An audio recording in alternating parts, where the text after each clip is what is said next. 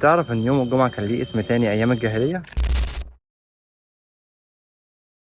يوم الجمعة ايام الجاهلية كان اسمه يوم العروبة. يوم العروبة ده كان بيتجمع فيه الناس عشان يتناقشوا في امور دنياهم. ولما جه الاسلام اتسمى يوم الجمعة. يوم الجمعة هو اليوم اللي اتخلق فيه سيدنا ادم عليه السلام، وهو اليوم اللي دخل فيه الجنة واليوم اللي خرج منها، وده اليوم اللي قال فيه سيدنا محمد صلى الله عليه وسلم ان ده اليوم خير ما طلعت فيه الشمس. وكمان قال إن ده اليوم اللي هتقيم فيه الساعة إن شاء الله. لذلك يا صديقي يوم الجمعة هو يوم مميز، فلازم إحنا كمان نعامله معاملة مميزة. خليني أقول لك على شوية حاجات تعملها عشان تبقى مميز يوم الجمعة.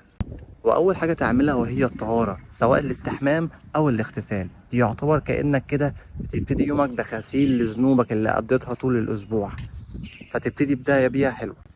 تاني حاجة وهي قراءة القرآن، ويفضل طبعا سورة الكهف أو أي سورة أنت تستطيع وبتحبها، اقراها على قد ما تقدر قبل الصلاة.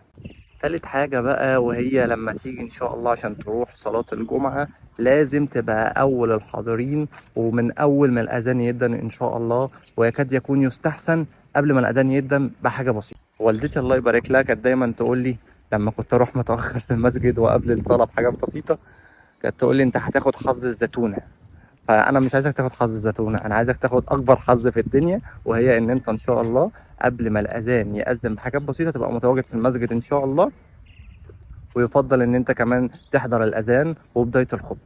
وطبعا مش هوصيك ان انت تدعي طول اليوم، لان الدعاء في يوم الجمعه مقبول، وبالذات في اقصر ساعه وهي ما بين العصر وصلاه المغرب.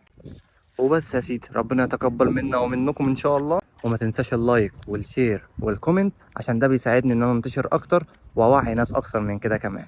شكرا ليكم. كان معكم خالد يسري في برنامج في مثل هذا اليوم هجرية.